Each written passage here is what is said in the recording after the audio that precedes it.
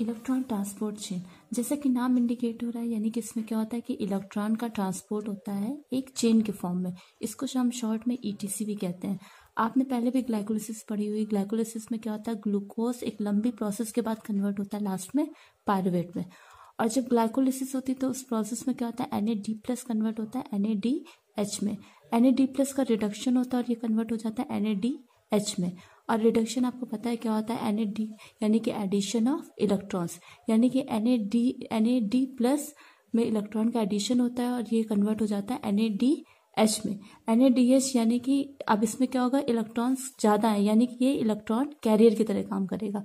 ये प्रोसेस होती है पूरी साइटोसॉल में। अब ये जो पायरुवेट होता है ये एंटर करता है माइटोकॉन्ड्रिया में। और माइटोकॉन्ड्रिया में क्या होता है, ये पायरुवेट कन्वर्ट होता है एसिटाइल कोएंजाइम ए में। यही एसिटाइल कोएंजाइम ए फिर TCA साइकिल के थ्रू डिफरेंट प्रोडक्ट्स में कन्वर्ट होता है।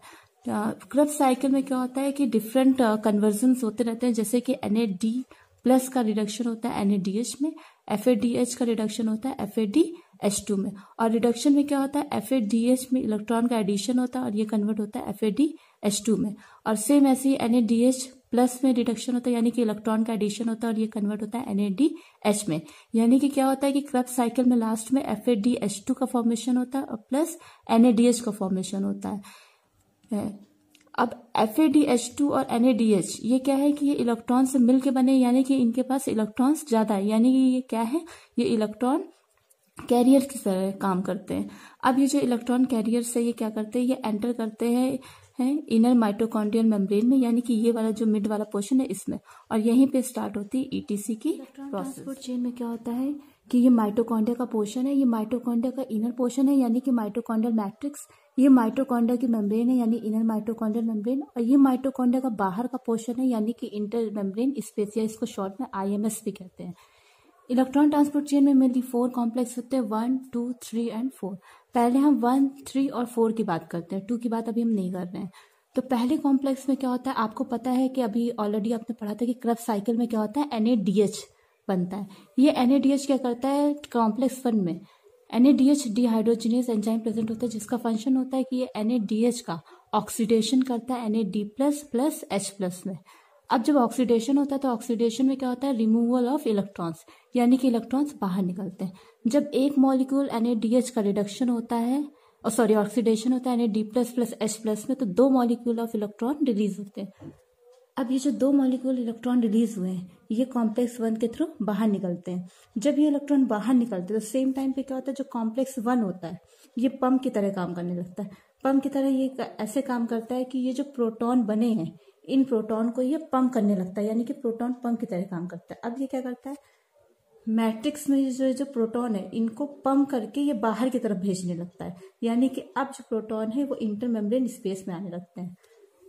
जब एक मॉलिक्यूल NADH का ऑक्सीडेशन करता है NAD++ H+ में, उस टाइम पे 4 मॉलिक्यूल्स प्रोटॉन कॉम्प्लेक्स 1 के थ्रू पंप होते हैं।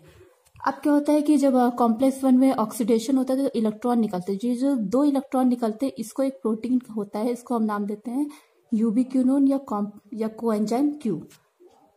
इस यूबिक्विनोन का फंक्शन सिर्फ इतना होता है कि ये कॉम्प्लेक्स 1 से जो इलेक्ट्रॉन निकले हैं इनको कैरी करता है और भेज देता है कॉम्प्लेक्स 3 के पास। अब कॉम्प्लेक्स 3 में क्या होता है, जैसे ये इलेक्ट्रॉन आते हैं वैसे ये क्या करता है कि यहाँ पे जो मैट्रिक्स में एक्स्ट्रा प्रोटॉन है इनको ये पंप करने लगता है, और पंप करके इनको ये IMS में भेजने लगता है। जब एक मॉलिक्यूल NADH का ऑक्सीडेशन होता है तो उस टाइम पे कॉम्प्लेक्स 3 4 मॉलिक्यूल प्रोटॉन को पंप करता है। नेक्स्ट आता है साइटोक्रोम C। साइटोक्रोम C क्या करता है, जब कॉम्प्लेक्स 3 में जो इलेक्ट्रॉन्स होते हैं इनको ये कैरी करता है और कैरी करके भेज देता है कॉम्प्लेक्स 4 के पास। जब ये कॉम्प्लेक्स 4 के पास भेजता है तो यहाँ पे भी 4 प्रोटॉन पंप होते हैं, लेकिन होता क्या है कि यहाँ पे पहले से एटमॉस्फेरिक ऑक्सीजन प्रेजेंट होती है, जो क्या करती है, जो 4 प्रोटॉन होते हैं उनमें से 2 प्रोटॉन के साथ मिल करके बना लेता है H2O, तो यानी कि बचे रहेगा 2 प्रोटॉन।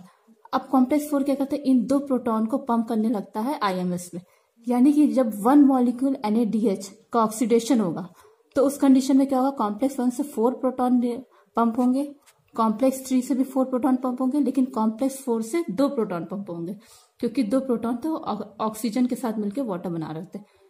यानी कि टोटल कितने मॉलिक्यूल हो गए, कितने प्रोटॉन हो गए, 4 4 4+4+2 यानी कि 10 प्रोटॉन, यानी कि 1 मॉलिक्यूल NaDH का जब ऑक्सीडेशन होता है तो उस कंडीशन में टोटल 10 प्रोटॉन पंप होते हैं।